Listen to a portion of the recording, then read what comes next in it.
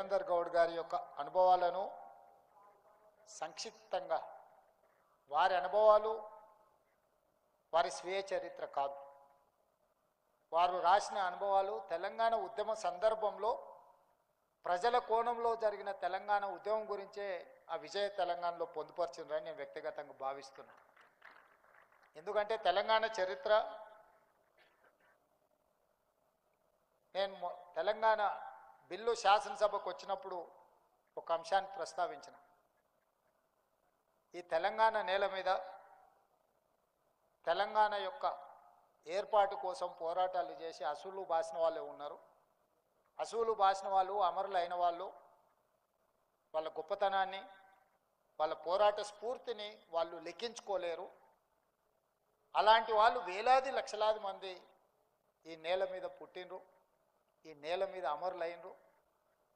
కానీ విజయం సాధించినప్పుడు కొంతమంది ఆ చరిత్రను తమ గొప్పతనంగానో తమకు అనుకూలంగానో మలుచుకుంటారు. కాబట్టి ఈరోజు ఉమ్మడి ఆంధ్రప్రదేశ్ శాసనసభలో తెలంగాణ యొక్క చరిత్రను, పోరాట స్ఫూర్తిని, సాయుధ రైతాంగ పోరాటం నుంచి ఆ తర్వాత 69 కానీ, లేకపోతే 96లో తెలంగాణ జనసభ ఉద్యమం కానీ, లేకపోతే 2001లో కానీ వివిధ సందర్భాలలో తెలంగాణ ఉద్యమంలో పాల్గొన్న విద్యార్థిని ఉద్యమకారుల గురించి చర్చ జరగాలి, ఈ చరిత్రను లెక్కించాలి అని ఆ రోజే నేను శాసనసభలో ప్రస్తావించాను. ఈ మధ్యకాలంలో కూడా ఏదో సందర్భంలోనే అన్నా, ఒక వ్యక్తి, ఒక కుటుంబము, ఒక రాజకీయ పార్టీ మొత్తం తెలంగాణ చరిత్ర అనే విధంగా చిత్రీకరించడానికి కొంతమంది ప్రయత్నం చేస్తున్నారు. అది వాస్తవం కాదు. తెలంగాణ ఉద్యమంలో ప్రత్యక్షంగా పాల్గొన్న వాళ్ళు వాళ్ళ అనుభవాలను తెర ముందు జరిగింది, తెర వెనకాల జరిగిన విషయాలను క్రోడీకరించి రాసితే మన భవిష్యత్ తరాలకు ఈ సమాచారం, ఈ సందేశం చేరాలి అని వారు కోరుకుంటారు. ఈరోజు పెద్దలు దేవేందర్ గౌడ్ గారు రాసిన ఈ పుస్తకంలో తప్పకుండా ఆనాటి తెలంగాణ ఉద్యమం సందర్భంగా జరిగిన సంఘటనలు కావచ్చు, ఒక్కొక్క సందర్భంలో తెలంగాణ అంశాన్ని ప్రస్తావించడానికి, తెలంగాణ అంశం మీద మాట్లాడడానికి జరిగిన ఇబ్బందులు కూడా ప్రత్యక్షంగా ఉన్న వాళ్ళకే తెలుసు. ఇప్పుడు చెబితే అది పెద్ద అంశంగా కూడా కనిపించకపోవచ్చు. కానీ ఆ రోజుల్లో ఆ విషయానికి అంత ప్రాధాన్యత ఉండే. ఆ రోజు దేవేందర్ గౌడ్ గారు తీసుకున్న నిర్ణయం ఒక సాహసోపేతమైన నిర్ణయం. ఎందుకంటే రాజకీయ పార్టీలో యజమానితో పాటు సమానంగా అన్ని రకాల అధికారము, హక్కులు, గౌరవం ఆ రోజు పెద్దలు దేవేందర్ గౌడ్ గారికి ఉండే. ఆ రోజు వారున్న పార్టీలో నాయకుడు ఎంత చలామణి అవుతుండేనో దేవేందర్ గౌడ్ గారు కూడా సరి సమానంగా నాయకుడితో పాటు ఆ రోజు చలామణిలో ఉండే. వారి ఆర్థిక పరిస్థితి నేను చెప్పాల్సిన పని లేదు, వాళ్ళ రాజకీయ నేపథ్యం, వారు పొందిన పదవులు నేను చెప్పాల్సిన పని లేదు. వాస్తవంగా వారికి అవసరం లేదు, వారికి ఉన్న నేపథ్యానికి వారికి ఉన్న జరుగుతున్నాయి. కానీ వారు వాటన్నిటిని పక్కన పెట్టి ఈ సందర్భంలో నా పాత్ర నేను నిర్వహించాలి, తెలంగాణ ఈరోజు ఈ పదము పలకకుండా ఈ పదాన్ని ముందుకు తీసుకెళ్ళకపోతే ఈ సమాజానికి అన్యాయం జరుగుద్ది, నాకు వ్యక్తిగా నష్టం జరిగినా, కష్టం వచ్చినా ఈ విధానంలో ముందుకెళ్ళాలని వారు ధైర్యంగా ముందుకు వచ్చారు. ఆ రోజు పాశం యాదగిరి గారు, చాలామంది మిత్రులు వారితో పాటు కలిసి నడిచిన వాళ్ళు, పనిచేసిన వాళ్ళు చాలామంది ఉన్నారు. ఎన్నో ఒడిదుడుకులను వారు ఎదుర్కొన్నారు. నిజంగా వారు చాలా లగ్జరీ లైఫ్ని వారు ఆ రోజు సాక్రిఫైస్ చేసింది. ఎందుకంటే ఇది ఏ తీరానికి చేరుతుందో తెలియదు, ఏ రూపాంతరం చెందుతుందో తెలియదు. తెలంగాణ రాష్ట్రం వచ్చింది కాబట్టి ఈరోజు ఇక్కడ ఉన్న వాళ్ళందరూ రాష్ట్రం వచ్చింది కదా అనే ఒక సంతోషంలో ఉన్నారు. కానీ ఒకవేళ రాష్ట్రం రాకపోయి ఉంటే రాజకీయ పరిణామాలు వేగవంతంగా మారి ఊహించని పరిణామాలు రాజకీయాల్లో వచ్చినుంటే వారు నిర్మించుకున్న మొత్తం భవిష్యత్తే గందరగోళం పోయి ఉండే. అయినా పర్వాలేదు అని చెప్పి ఆ రోజు పెద్దలు దేవేందర్ గౌడ్ గారు తెలంగాణ ఉద్యమంలో ముందున్నారు. ఇదే విధంగా గోదావరి జలాల ద్వారానే తెలంగాణ రాష్ట్రం సస్యశ్యామలం అవుతుంది. వేలాది టీఎంసీలు సముద్రంలో కలుస్తుంటే పాలకుల నిర్లక్ష్యం తెలంగాణకు తీరని అన్యాయం చేస్తుంది. ఖచ్చితంగా గోదావరి జలాల ద్వారానే ఈ తెలంగాణను సస్యశ్యామలం చేయాలని వారు పాదయాత్ర చేయడం ద్వారానే ఆనాటి ప్రభుత్వం మీద ఒత్తిడి వచ్చి ఎప్పటి నుంచో డిమాండ్ ఉండే. అంతకంటే ముందు పెద్దలు విద్యాసాగరరావు గారు కూడా గోదావరి జలాలు, ఇచ్చంపల్లి ప్రాజెక్టులను చేపట్టాలని వారు ఒక ప్రయత్నం చేశారు. వారి ప్రయత్నం ప్రజలకు అంశాన్ని చేరింది, కానీ ఆ ప్రయత్నం ఆ సమస్యను పరిష్కరించలే. కానీ పెద్దలు దేవేందర్ గౌడ్ గారు ఎప్పుడైతే గోదావరి జలాలను తెలంగాణలో పారించాలి అని చేసిందో ఆ ఒత్తిడి ఫలించింది. ఆ రోజు ప్రాణహిత చేవెళ్ళ ప్రాజెక్టును ఆనాటి ప్రభుత్వం చేపట్టి దాదాపుగా ఎక్కడో తుమ్మిడిహెట్టి దగ్గర ఉన్న ప్రాజెక్టును చేవెళ్ళ వరకు, వికారాబాద్ వరకు, తాండూరు వరకు నీళ్లు తరలించాలనే ప్రాజెక్టుకు ఆ రోజు పునాది రాయబడ్డది. ఆ పోరాటంలో దేవేందర్ గౌడ్ గారు ఆ పాదయాత్ర ప్రభుత్వాల మీద ఒత్తిడి వచ్చింది. ప్రభుత్వాలు నిర్ణయం తీసుకునే ప్రభుత్వాలు ఆ ప్రాజెక్టును చేపట్టాల్సిన పరిస్థితి వారి పాదయాత్రతో వచ్చింది. ఆ తర్వాత వాళ్ళు తీసుకున్న నిర్ణయాలలో ప్రధానంగా తెలంగాణ అంటే టీజీ అనే పిల్లలు బండ్ల మీదనే కాదు వాళ్ళ గుండెల మీద కూడా ఆ రోజు రాసుకున్నారు. తెలంగాణను టీజీ రూపంలో రాయాలి అని ఆ రోజు దేవేందర్ గౌడ్ గారు తీసుకున్న రాజకీయ నిర్ణయమే టీజీ. కానీ తెలంగాణ రాష్ట్రం వచ్చిన తర్వాత ప్రజల గుండెల్లో శాశ్వతంగా ఉన్న టీజీ కాస్త టీఎస్గా మారింది. కానీ నాకు అవకాశం వచ్చినప్పుడు ప్రజల గుండెల్లో శాశ్వతంగా ఉన్న టీజీనే తెలంగాణలో ఉండాలి అని చెప్పి టీఎస్ను మళ్ళీ టీజీగా మార్చి, రాష్ట్ర ప్రభుత్వం మారిస్తే మారదు, కేంద్ర ప్రభుత్వం కూడా దాన్ని ఆమోదించాలి, దాన్ని గెజిట్ నోటిఫై చేయాలి.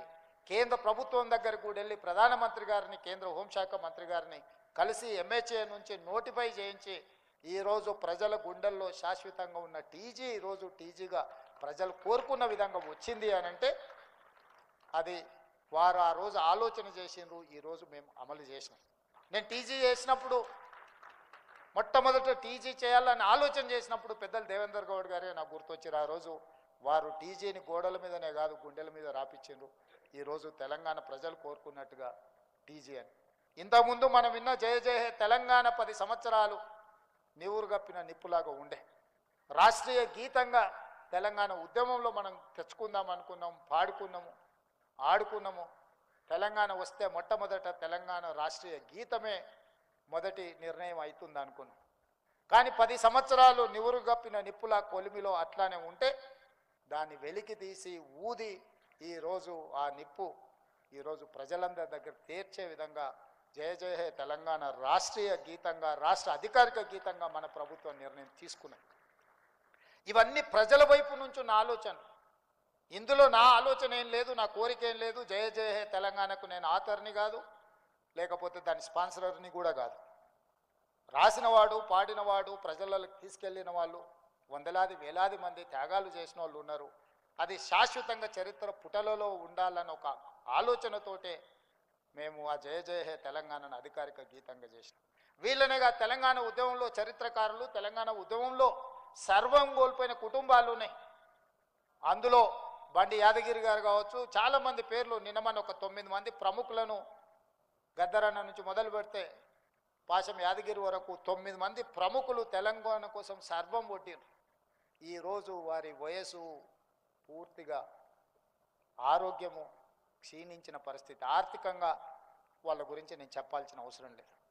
మరి ఈరోజు సర్వం జీవితాన్నే తెలంగాణ ఉద్యమంలో, తెలంగాణ రాష్ట్ర ఏర్పాటులో, తెలంగాణ ప్రజల యొక్క హక్కుల కోసం సర్వం త్యాగం చేసిన వాళ్ళను తెలంగాణ రాష్ట్ర ప్రభుత్వం ఎందుకు గుర్తించకూడదు అని చెప్పి వాళ్ళందరినీ గుర్తించి, వాళ్ళకు గౌరవించి, వాళ్ళకు ఉండడానికి ఒక ఇంటి స్థలము, వాళ్ళకు ఆర్థికంగా కనీసం వాళ్ళ పిల్లలు, నేను గద్దరాన్ని ఇంటికి వెళ్ళినప్పుడు అక్కడ ఉన్న పరిస్థితులు చూసినప్పుడు బాధ కలిగేది. అరే వీళ్ళేనా ఇన్ని లక్షలాది మందిని ఉద్యమం వైపు నడిపించిన వాళ్ళు, ఈ దేశంలోనే కోట్లాది మందిని ప్రభావితం చేయగలిగిన వాళ్ళు ఈరోజు ఇంత ఆర్థిక ఇబ్బందులను ఎదుర్కొంటే కుటుంబాలు గడుస్తున్నాయంటే వీళ్ళ త్యాగం గొప్పది.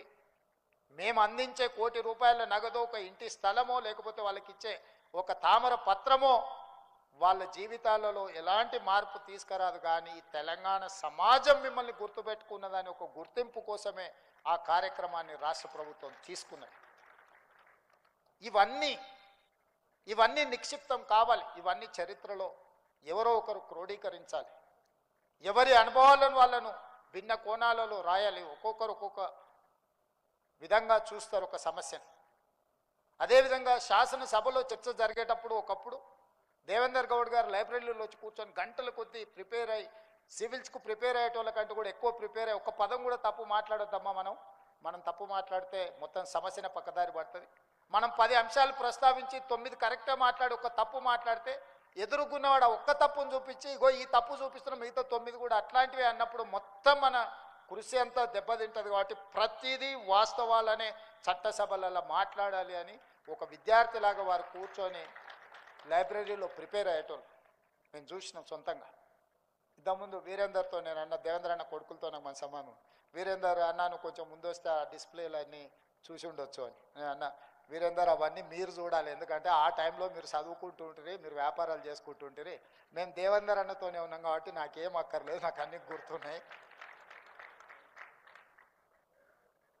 వారితో పాటు చట్టసభలో కానీ వారు జిల్లా పరిషత్ చైర్పర్సన్గా, ఎమ్మెల్యేగా, మంత్రిగా, రాజ్యసభ సభ్యుడిగా, తెలంగాణ ఉద్యమకారుడిగా వారితో ఒకసారి వరంగల్ నుంచి మీటింగ్ చేసుకొని వెనక్కి ప్రయాణమై వస్తుంటే ఎన్టీ రామారావు గారితో వారికి ఉన్న అనుబంధం కానీ అనుభవాలను కానీ వారు చెప్తుంటే ఎప్పుడు హైదరాబాద్ వచ్చిందో తెలియనంత కొన్ని రాజకీయ కీలకమైన మార్పులు జరిగిన సందర్భంలో జరిగిన సంఘటనలు అవి ఎవ్వరికీ తెలియదు. దేవేందర్ అన్న లాంటి వాళ్ళకు ఒకరిద్దరికే తెలుసు. అట్లాంటి విషయాలు చెప్తుంటే రాజకీయాలలో ఈ అనుభవాలు ఏదైనా కొనుక్కోవచ్చు, అనుభవాన్ని కొనుక్కోలేము. అనుభవం అన్నిటికంటే రిచెస్ట్ థింగ్. వారు ఆ రోజు జరిగిన పరిణామాలు ఒక్కొక్క సంఘటన ఎట్లా జరిగింది, ఒక సంఘటనకు ఇంకొక సంఘటన ఏ విధంగా తోడైంది, ఏ విధంగా రాజకీయ పరిణామాలు వేగంగా మార్పులు చేర్పులు జరిగినాయి. ఎన్టీ రామారావు గారికి ముందుకు వెళ్ళాలంటే ఆ గంభీరమైన పర్సనాలిటీ ముందు నాకు భయం. రేవంత్ ఆయన ఎదురుగా పోయి నిలబడాలంటే కూడా ఆ రోజు ధైర్యం లేకుండే. కానీ ఆ రోజు సంఘటనలు వేగంగా జరిగినాయి అని కొన్ని వారి అనుభవాలు చెప్పినప్పుడు ఇట్లాంటి అనుభవాలు భవిష్యత్ తరాలకు తెలియాల్సిన అవసరం ఉన్నది. ఈరోజు వారు పుస్తకం రాయడం, ఈ పుస్తకం కార్యక్రమంలో మేమందరం రావడం, ఈరోజు తెలంగాణ సమాజంలో ఒకనాడు పివి నరసింహారావు గారు, మరి చెన్నారెడ్డి గారు లాంటి రాజకీయ ఉద్దండులు ఉన్నారు. ఆ తర్వాతి తరంలో పెద్దలు జైపాల్ రెడ్డి గారు, దేవేందర్ గౌడ్ గారు లాంటి వాళ్ళు ఉన్నారు. వాళ్ళు క్రియాశీలక రాజకీయాలలో లేకపోవడం తెలంగాణకే తీరని నష్టం. జైపాల్ రెడ్డి గారు మన మధ్య లేకపోవడం, దేవేందర్ గౌడ్ గారు క్రియాశీలక రాజకీయాలు లేకపోవడం వల్ల తెలంగాణలో ఒక గౌరవప్రదమైన రాజకీయ వాతావరణం లేకుండా పోయింది. వారు ఏదైనా మేము ఇప్పుడున్న కాంపిటీషన్లో మేము ఏదైనా మాట్లాడితే ఏందమ్మా అంత మాట నువ్వు అని అడిగేటోడు దేవేందర్ గౌడ్ గారు. అంటే అన్న మీరంతా వన్డే మ్యాచ్లు ఆడారు, మేము 2020 ఆడుతున్నాము, ఇప్పుడున్న దాంట్లో hit out or get out తప్ప ఇవన్నీ లెక్కలు వేసినట్టు ఏడుంది దేవేందర్ అన్న. పాతకాలంలో టెస్ట్ మ్యాచ్లాగా ఆడిర్రు జైపాల్ రెడ్డి గారు, పివి నరసింహారావు గారు, మరి చెన్నారెడ్డి గారు. ఆ తర్వాతి తరం మీరు వన్డేలు ఆడిర్రు అన్న, ఇప్పుడు మేము 2020 ఆడుతున్నాము. కాబట్టి ఈ విషయాలు ఇప్పుడు ఇంకా అంటే అంతేనా అమ్మ, ఇట్లయితే ఎట్లమ్మా మీరందరూ ఆ చట్టసభలు అంటే ఎవరైనా అబద్ధం చెప్తే కూడా ఆయనకు ఆశ్చర్యం. చట్టసభలలో అరే అమ్మ హౌస్లోకి ఇంత అబద్ధం మాట్లాడతాడు ఏందే, బయట ఏమైనా మాట్లాడిండంటే అర్థం ఉంది కాదని. అంటే ఆ సభకు అంతా గౌరవించేవాళ్ళు. వారి ఉపన్యాసం పాతది మీరు ఎప్పుడైనా వినండి, సెటైర్ ఉంటుంది, సర్కాజం ఉంటుంది, హ్యూమర్ ఉంటుంది, కంటెంట్ ఉంటుంది. కానీ ఈరోజు చట్టసభలలో మాట్లాడేటోళ్ళని చూడండి, ఎన్ని తిట్లు తీటినో, ఎంత సెటాగా తీటినో, ఎంత ఎదురుగున్నోళ్ళని అవమానించే విధంగా కించపరిచే విధంగా మాట్లాడినో అనే పోటీ జరుగుతుంది. ఇది తెలంగాణ సమాజానికి మంచిది కాదు. మీరు అనుకోవచ్చు అన్న బాగానే చెప్తున్నాను కానీ మరి నీ సంగతి ఏందని. నేను మీ అందరికి చేసే విజ్ఞప్తి ఏంటంటే ఆటనే అట్లున్నది, అట్లా ఆడకపోతే నేను అవుట్ అవ్వాల్సి వస్తుంది. అట్లాంటి ఆట మేము ఇష్టం ఉండి ఆడడం లేదు. నాకు చాలా ఏళ్ళు కలిసి పనిచేసిన అనుభవం, పెద్దలు దత్తాత్రేయ గారితో, లక్ష్మణన్నతోని కలిసి పెరిగి అంటే వాళ్ళ ముందర పెరుగుకుంటూ వచ్చినాం. దేవేందర్ గౌడ్ గారితో కలిసి పనిచేసినాం. ఆనాడు ఉన్న రాజకీయాలు లేకపోతే విధానాలు, ఒక ఆర్గనైజేషన్ కమిట్మెంట్స్ ఇవన్నీ డిఫరెంట్ లెవెల్లో ఉండే. ఈరోజు ఉన్న పరిస్థితి ఇట్లా తయారయ్యింది. కాకపోతే నేను ఈ కాంపిటీషన్లో ఉండాలనుకుంటున్నా, గెలవాలనుకుంటున్నా కాబట్టి కొన్ని నాకు ఇష్టం లేకపోయినా కష్టంగా అనిపించింది. ఎందుకంటే నా పాత 2009 నుంచి 14 అసెంబ్లీలో స్పీచెస్ చూడండి. మొట్టమొదటి బడ్జెట్ రాజశేఖర రెడ్డి గారు ప్రవేశపెట్టినప్పుడు చంద్రబాబు నాయుడు గారి తర్వాత నేనే ఇనిషియేట్ చేసిన బడ్జెట్ డిస్కషన్ని.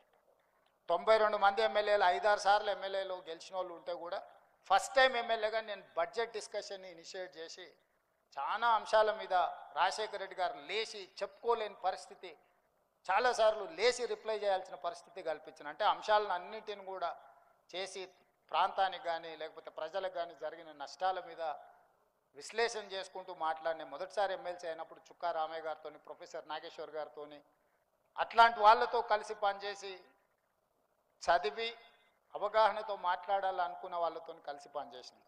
పోను పోను పోను పోను అది ఎట్లా తయారైంది అంటే ఇప్పుడు ఉన్నట్టుగా తయారైంది. ఇప్పుడు ఎట్లుంది అనేది నాకంటే మీకు అందరికీ ఎక్కువ తెలుసు. చిన్నపిల్లలు టీవీ ఎందుకు చూస్తారా, మార్చే ఛానల్ మార్చుండ్రు రాజకీయ నాయకులు వస్తానే పరిస్థితి తెలంగాణ రాజకీయాలలో దాపురించింది. ఇది ఎక్కడో ఒక దగ్గర మార్పుకు మనం పునాది వెయ్యాలి. ఎక్కడో ఒక దగ్గర అలాంటి వాళ్ళను ఎక్కడో ఒక దగ్గర నిలువరించడానికి ప్రయత్నం చేయాలి. ఏది ఏమైనా తెలంగాణలో విలువలతో కూడుకున్న ప్రజా సమస్యల మీద పోరాటం చేసే నాయకత్వాలు ముందుకు రావాలి. ఎంత పెట్టుబడి పెట్టినాం, ఎంత లాభం వచ్చిందనే లెక్కలు తగ్గాలని కోరుకుంటూ దేవేందర్ గౌడ్ గారు రాసిన పుస్తకాన్ని ఆవిష్కరించే అవకాశం కలిగినందుకు నాకు చాలా ఆనందంగా ఉంది. ఇది ఒక గౌరవము. చాలా పుస్తకాలు ఏవో ఆవిష్కరిస్తుంటాం, అవన్నీ మనకు మనసాక్షిగా ఒక మంచి కార్యక్రమాన్ని పాల్గొనమని అనిపించవచ్చు, అనిపించకపోవచ్చు. కానీ దేవేందర్ గౌడ్ గారు రచించిన ఈ విజయ తెలంగాణ పుస్తకాన్ని ఆవిష్కరించడాన్ని నేను ఒక గౌరవంగా భావిస్తూ మీ అందరి దగ్గర సెలవు తీసుకుంటున్నా.